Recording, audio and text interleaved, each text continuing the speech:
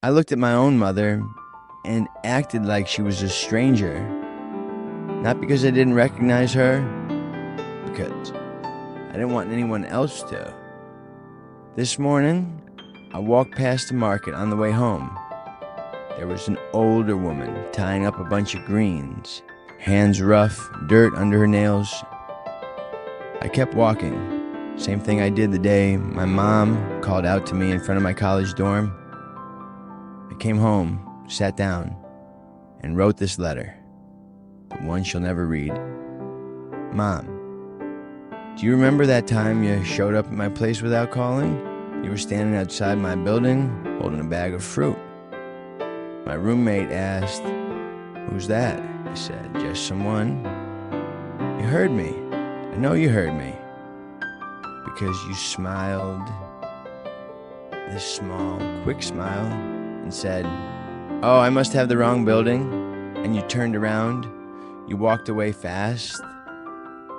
I still remember your bag, that floral shirt, the bag still in your hand. I stood there and watched you go. I didn't call after you. That wasn't the first time. Move-in day, freshman year. You wore that same shirt. You were standing outside the gate, calling my name, and I pretended I didn't hear. Walked straight inside, hoping nobody saw. That night, I ate everything you packed.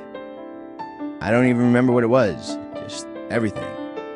But I didn't call you. Not because I was busy. When people asked what my parents did, I said, they run a small business.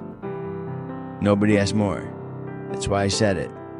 I never told anyone you worked a market stall. Never told anyone you stood outside all day to send me a little money every month. I built this whole life where you weren't in it, and I lived in it like it was fine. Then that night, 2 a.m, my phone rang.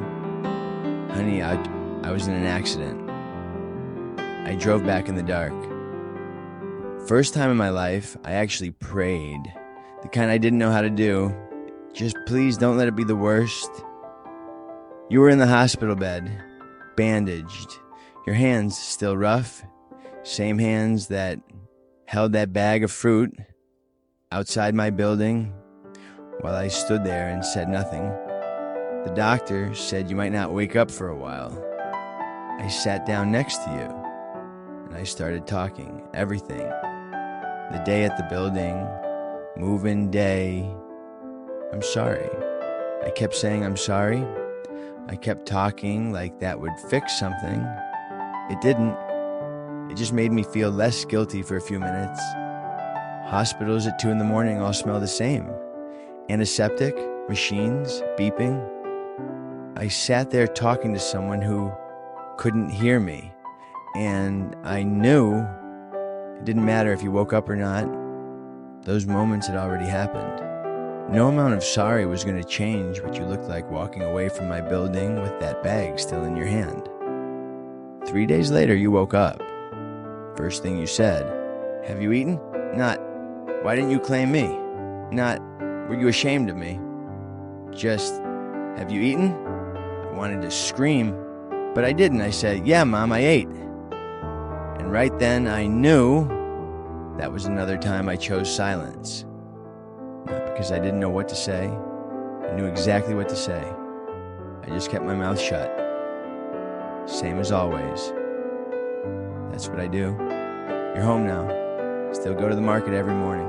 Still wear that floral shirt. And me, I still haven't posted a single photo of you. Still haven't told anyone. My mom works a market stall, and I'm proud of her. I used to tell myself I didn't know where to start. But that's not true. I know where to start. I just haven't done it. Those are two different things. I spent a long time pretending they weren't. Used to think staying quiet was the easier option. It wasn't. It just turned me into someone I don't respect. Yesterday, I watched you sit on the porch sorting greens. You had that old phone I got you going in the background. That same gospel station you always play. You didn't know I was there. I ran the sentence in my head. I'm proud of you, Mom. Easy. In my head, it's easy. I stood there for a while. Then I went inside. Door closed. You were still on the porch. You're still there. I still have time. I keep telling myself I'll say it tomorrow. I said that yesterday too. And the day before that, narrator closing, 3-second silence. Is there something you've said 100 times in your head, but never out loud? You don't have to explain it. Just write their name. That's enough.